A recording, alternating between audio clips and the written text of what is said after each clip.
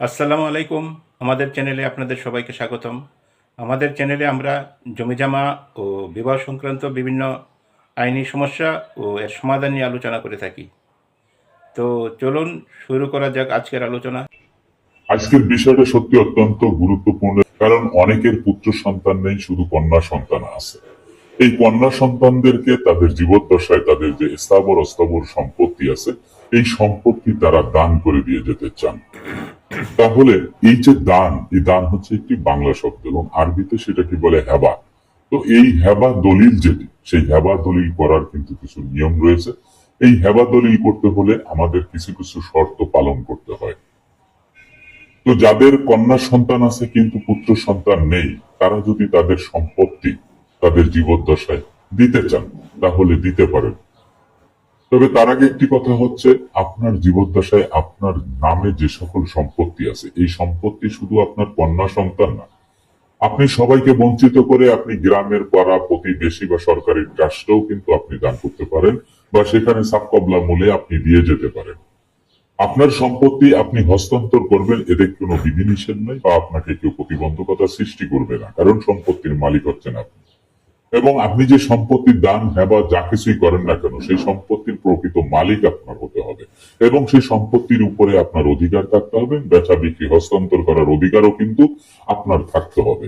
কিন্তু আপনি যদি অন্যের সম্পত্তি বা অদৃশ্য সম্পত্তি, যে সম্পত্তি আপনার দখলে নেই, সেই সকল সম্পত্তির শর্ত ভঙ্গ করে যদি আপনি কাউকে দান হেবা যা কিছু তাই করতে যান, তাহলে সেই সকল সম্পত্তি কিন্তু টিকবে না। এবং কোন দলিলের মধ্যে যদি কোনো সহশরিকের বা অন্য কোনো ব্যক্তির যদি কোনো অংশ থাকে, সত্য থাকে, তাহলে সেই দলিল আদালত কর্তৃক বাতিল করতে পারবে। তো এখন আসা যাক যে আমাদের আজকে যে বিষয়, সে বিষয়টি হচ্ছে যে আপনি আপনার কন্যা সন্তানদেরকে আপনি সম্পত্তি দান করতে চাচ্ছেন, কারণ আপনার পুত্র সন্তান নেই। সর্বপ্রথমে আমরা জেনে নেই যে দান কিভাবে করতে হয় বা হেবা কিভাবে করতে হয়, কাকে কাকে করা যায়, কিভাবে করতে হয়। তো হেবা দলিল এমন একটি দলিল, যে হেবা দলিলটি যদি আপনি করতে হয় তাহলে আপনাকে তিনটি শর্ত পালন করতে হবে। এই শর্ত তিনটির মধ্যে আপনার সর্বপ্রথম হচ্ছে, আপনি যাকে হেবা করবেন, যার আপনার সম্পত্তি আপনার যার উদ্দেশ্যে হেবা করবেন, আপনাকে কিন্তু হেবা ঘোষণা করতে হবে। 2 নম্বর হচ্ছে, যিনি হেবা নিবেন তার রাজি থাকতে হবে, তাকে হেবা এই ঘোষণাপত্রটি আপনাকে কিন্তু গ্রহণ করতে হবে। যিনি নিবে তার গ্রহণ করতে হবে। সে যদি অনিচ্ছা সত্ত্বে সে যদি বলে যে না আমি নিব না, তাহলে কিন্তু হবে না। এবং প্রপার্টি ট্রান্সফার করতে হবে। এই তিনটি শর্ত 100% মানতে হবে। তারপরে হচ্ছে, আপনি এই সম্পত্তি কাকে কাকে আপনি হেবা করতে পারবেন। আপনি যেখানে দাঁড়িয়ে আছেন, আপনি যদি আপনার কথা চিন্তা করেন যে আমি আমার সম্পত্তি আমার কাকে কাকে আমি হেবা করতে পারবো। সর্বপ্রথম হচ্ছেন আপনার উপরের এক ডিগ্রি পুরুষ, বা আপনার উপরের এক পুরুষ যাদেরকে আপনি হেবা করতে পারবেন, সেটি হচ্ছে আপনার মা বাবা। আপনার মা বাবাকে আপনি হেবা করতে পারবেন। আপনার নিচে একটি পুরুষ আছে, সেই পুরুষ হচ্ছে কারা, তারা হচ্ছে আপনার পুত্র সন্তান, কন্যা সন্তান, ছেলে মেয়ে, এদেরকে আপনি হেবা করতে পারবেন।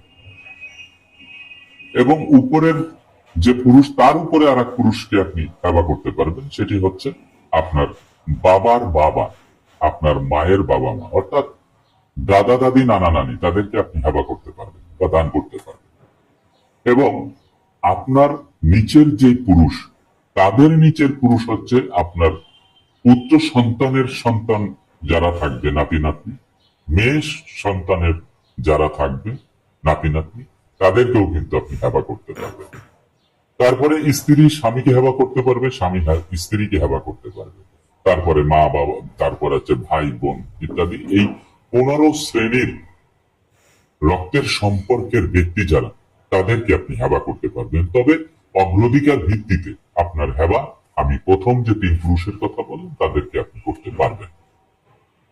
এই হেবা করার সময় আপনাকে আরো একটি জিনিস লক্ষ্য রাখতে হবে, সেটি হচ্ছে, যদি স্বামী স্ত্রীকে হেবা করে, স্ত্রী যদি স্বামীকে হেবা করে, তাহলে কিন্তু প্রপার্টি ট্রান্সফারের যে বিষয়টি, সেটি অনেক সময় কিন্তু লাগে না। কারণ এই জন্যই লাগে না যে আপনার বসত বাড়িতে আপনি বসবাস করতেছেন, এই বসত ভিটায় আপনার স্ত্রীও বসবাস করতেছে, আপনার একটি পুত্র সন্তানও সে বসত ভিটাতেই কিন্তু বসবাস করতেছে। এখন যারা এই বসত ভিটাতে আপনার বসবাস করতেছে তাদেরকে যদি আপনি হেবা করেন, তাহলে প্রপার্টি ট্রান্সফারের বিষয় যেটি সেটি কিন্তু অটোমেটিক হয়ে যায়। এখানে এটা করা লাগে না। কিন্তু কৃষি অকৃষি জমি যেগুলি আছে বিভিন্ন জায়গায়, সেই সকল সম্পত্তি কিন্তু একদম সরজমিনে গিয়ে আপনাকে ট্রান্সফার করে দিতে হবে। এখন আপনার যে কন্যা সন্তান, এই কন্যা সন্তানদেরকে আপনি যদি হেবা করতে চান, তাহলে এখানে একটি কথা মাথায় রাখতে হবে, সেটি হচ্ছে হেবা হচ্ছে দান। এই যে হেবা বা দান, এটি কিন্তু আপনি 100% করতে পারবেন। আপনার যতটুকু সম্পত্তি আছে, আপনার একজন কন্যা থাকুক, দুইজন কন্যা থাকুক, পাঁচজন থাকুক, তাদেরকে আপনি 100% সম্পত্তি কিন্তু আপনি হেবা করতে পারবেন। এখানে কোনো বিধিনিষেধ নেই। আইনের তরফ থেকে এখানে কোনো বাধা দেওয়া হবে না। আপনি আপনার সম্পত্তি তাদের নামে হেবা করে দিতে পারবেন। তবে যদি আপনি ওসিয়তনামা দলিল করেন, অনেকে এখানেই কিন্তু ভুল করে।